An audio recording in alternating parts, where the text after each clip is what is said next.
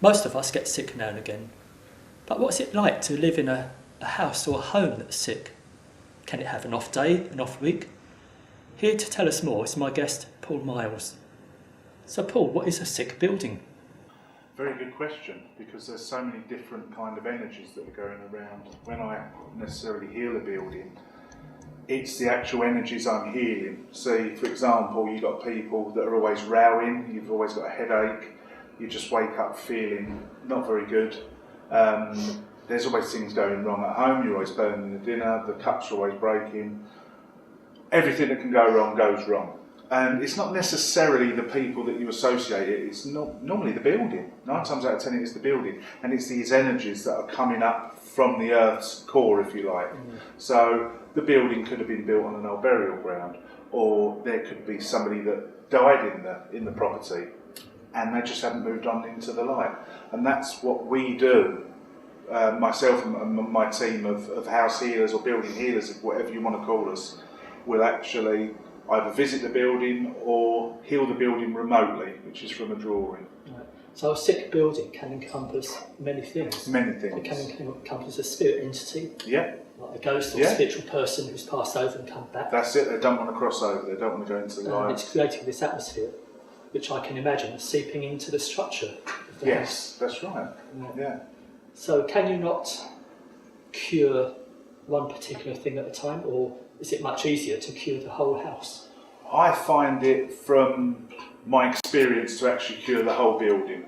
I mean, we all have heard of priests going into properties and blessing them, or some people will even call them exorcisms, if you like. This does work, however, it only works for about a month.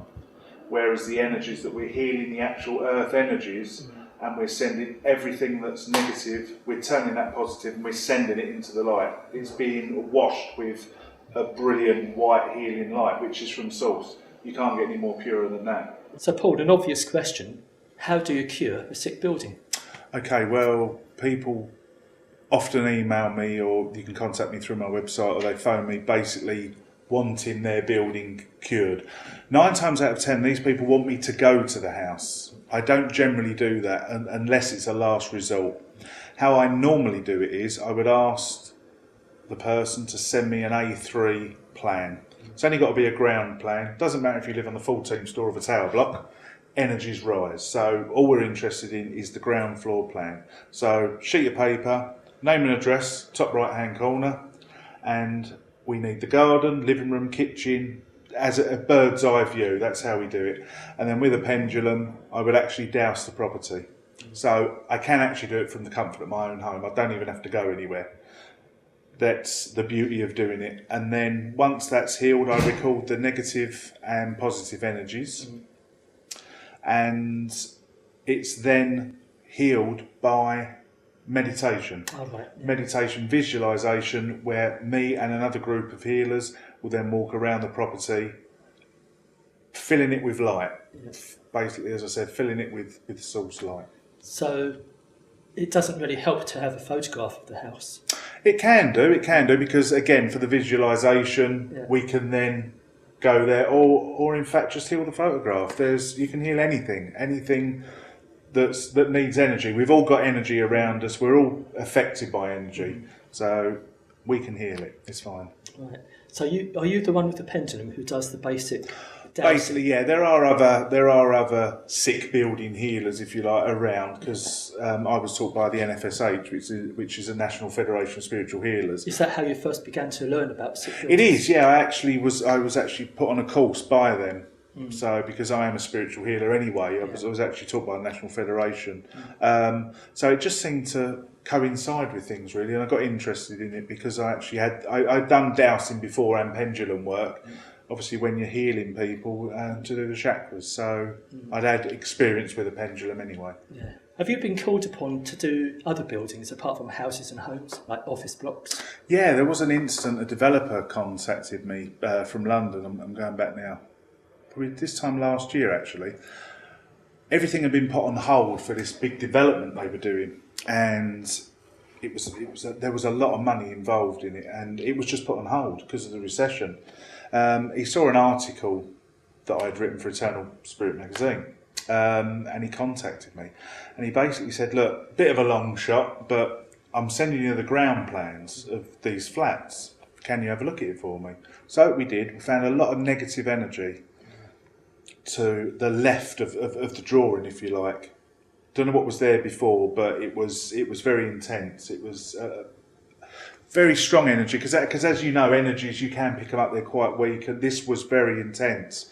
So pendulum, visualisation, we actually healed the building, sent back the drawing. I put a little note in there about what I'd found and stuff like that. Literally a week later, he sent me an email saying, "I don't know if it's a coincidence, or I don't know if what you've done is brilliant, but it's done. I've now got permission, the project is back, and I've actually sold, I think it was 12 properties, literally within 3 days of it going back on." So it works, it's good. The word gets around, and it's, especially this time of the year as well, there's a lot of properties are being put on hold. So What about homes on the market, houses on the market? If somebody moves out to move house, yes. can the negative energy be left over in that Oh, house? certainly, yeah, certainly. Especially if that house has had a bereavement or something like that. You could have an old energy sitting there saying, "Oh, well, I'm not going anywhere." Or there could be energies from the past that are there, that have accepted the new tenants, if you like. And then these new tenants come in, and it just stirs old emotions again. Yeah. So that is, I've done one in Epping actually. Exactly the same thing. As a very old house. A young couple moved in, everything was going wrong. There was cupboards falling off the wall and everything. Literally, whenever they started a project, something would go wrong. I think they started to knock down a wall, and then the gentleman broke his leg. Yeah. Every corner they turned, there was a blockage there. So she contacted me. I was running a local circle at the time in Waltham Abbey, and I got the circle to actually heal the building. We all done it. We done it with guided meditation. That again, it was quite intense. There was a lot of negative energy there, and I'm glad to say it all went, and it was good. So for anyone watching us now, have you got a website if they want to contact you? I have, yes, paulthehealer.co.uk. So there's a contact form on there. Yeah. Okay. So just send me a message and I'll get it. Because first and foremost, you are a spiritual healer. I am, yes. I started my journey, I call it my journey, possibly just under 10 years ago now. So anything to do with healing I love. So I do Reiki, spiritual colour, crystal, angel healing, anything to do with healing, I do it. So yeah, to do the healing sick buildings, it was just another part of my CV, if you like. A part of you, who you yeah, are. well, that's it, yeah. I just enjoy it, because as I spoke earlier about different energies, and I just love working with the different energies. I'm very good at sussing people out as well. I do get a gut feeling about people when you see them, and it's good, by doing this work, you enhance that as well. Because there are people out there, and they do rip you off, and it is a shame. But if you do it for the love of doing it, and you do it, you're putting something back out there. You're putting something What back you out give, there. you like to give back. Exactly. So, I mean, spiritual healing, I don't charge for anything. I've got a job. I don't need to charge. So it's... But then it's nothing against payment. But No, of course not. Because people make a living out of being healers. They do. But then they have to live, don't they? Exactly. We've all got to pay the mortgage. So you can't have and the hang-ups bills. about charging. No, of course you can't. But you work in a circle teaching angel healing. I do, yes. And these people feel angels coming to them. They do, yeah, especially when we've actually done a healing on someone, or especially if I'm doing a healing, if I'm up at their head, because I don't touch through any kind of healing, unless I do feel drawn to place my hand on, which I must add, you get permission first. Oh, yeah. It's quite hard being a male healer, if you like, because there's code of conduct I've got with the National Federation and with the Reiki Federation as well. So when I heal with angels, especially if I'm working on someone's head, when I tell them to open their eyes and they finish, they often comment they thought I was different parts of their body at the same time, and how can I do that? And that's what my answer is. It's the angels. I'm using angels to heal you. It's not just me. Well, I'm not actually doing the healing. No. I'm just using my body as a channel. That way you are a medium, but you don't do clairvoyant mediumship. as such, do you? I don't know, although it is there, and now and again I will come out with something and I'll ask questions, but no, normally it's healing all the way. I do angel cards and I do tarot card readings. I've actually just started doing it on Sky as well. Sky Television? Yeah, on Sky Channel 886. I'm actually one of their Option Zero readers, so that's interesting. I've met some great people through that. That's really good. Because again, I thought, how am I going to read over a telephone? I've never done it before, but it's as if I'm sitting opposite you. It's great. You just pick up the energy. Has any medium or healer inspired your work? Yeah, certainly. There are a couple. I mean, healer-wise, it's got to be Harry Edwards. I mean, the late, great Harry Edwards, although I still do feel him around us. And if you've been to the Harry Edwards Sanctuary down in Surrey, you just walk in and the energy's superb. People like Gordon Higginson, Mavis Patilla as well.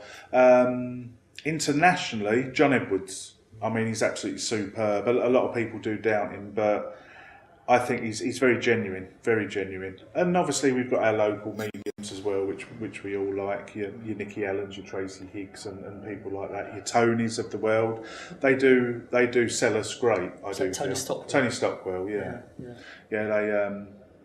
They do a great job, and they've got a very big following, and it's thanks to these guys that it gives opportunities for us as well. I mean, I've worked with people like Nikki Allen and Tracy Higgs, and it's been great for me because on the back of them you can actually do stuff like this and bookings for healings and things. So I mean, I do feel we do help each other out, and it is good. It's all about networking as well and putting it out there. Yep. So Paul, thanks for being my guest. It's been a pleasure. Yes, lovely to meet you. Thanks very much.